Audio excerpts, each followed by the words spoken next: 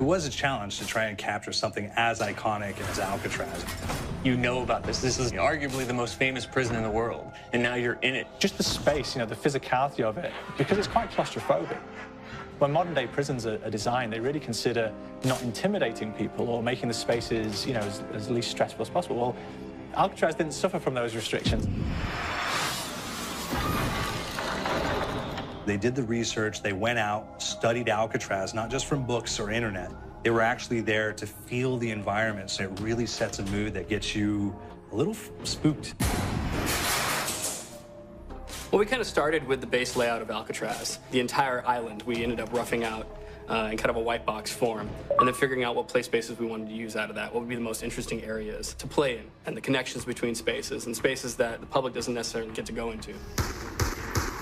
We really did a lot of pushing to really enhance that psychological horror aspect that we're really looking for. And this is a really good opportunity to really tell something special.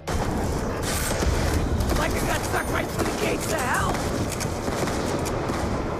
This time around, I feel like it's been identified that there are these side missions that you're going to go out and try to accomplish.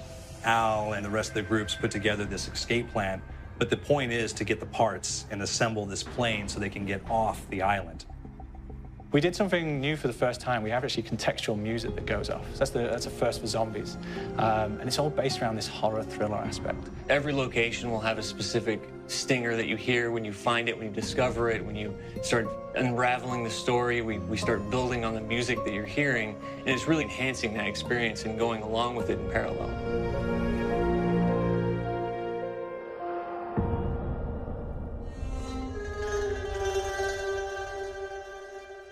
Because we wanted to embrace this kind of horror thriller element, we wanted character actors, guys who could really embody someone and then convey emotion. So that's why we went for guys like Ray Liotta, getting in that kind of guy, we wanted a frantic nature. So he plays a character called Billy Handsome, who's this kind of psychopath who would be employed by the mob to kill people in interesting ways.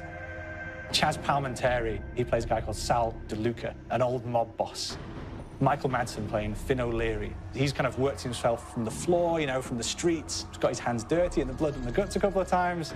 And then we had Joe Pantoliano, and he plays Arthur Arlington, who's nicknamed the Weasel. Those guys, they bring a quality and a subtlety and timing that you can't really identify or try to recreate. Bring it on, you dirtbags!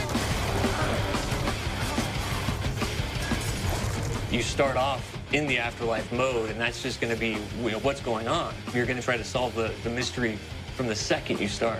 Afterlife, to me, brings a new element, like a new puzzle element. It forces me to think a little bit more or look for the clues or kind of think of zombies on a slightly deeper level. You see clues throughout the map that tell you, ooh, perhaps if I'm in the afterlife, I can interact with this object, or there's some puzzle going on here that I need to be in the afterlife. Back east, I whacked a dirty dentist with one of these. Took forever, too. Alcatraz has a Civil War kind of fort background before it turned into a penitentiary. And so we had this kind of backstory, the idea that the warden would have collected Civil War weaponry. One of them is a blundergat. It's a fictional weapon, but the idea of the combination between a blunderbuss and a Gatling gun. And possibly, there might be a way of upgrading it to a more fantastical weapon that the players may find. You all gotta go sometime? You just went now. There's one main zombie, one big zombie that's going to come through and wreak havoc on your life. He'll lock down the perk machine, he'll close down the box, so you have to pay to get that open again. So you don't want him to interfere with your process. Now's a good time to pick a fight. It's a fun challenge. It keeps things moving forward. In terms of perks, we have a new perk called Electric Cherry. When you reload, it gives a shock around you, which scales over time. I was asking for it, Greaseball. There is so much to experience in this map. Every time I play it, there's a new tactic to take, a new experience, a new objective to go for. But there's also this layer of things that we aren't exactly exposing to the players right off the bat and will need to be discovered. So let me go.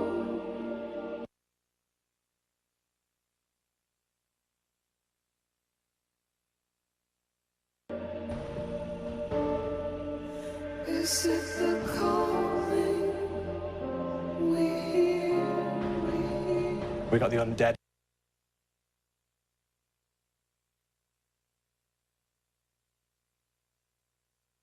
There, we've got these historical elements and these fantastic actors all seem to be with peace with each other in this kind of same world. So it's magical, and our team is incredibly excited by it.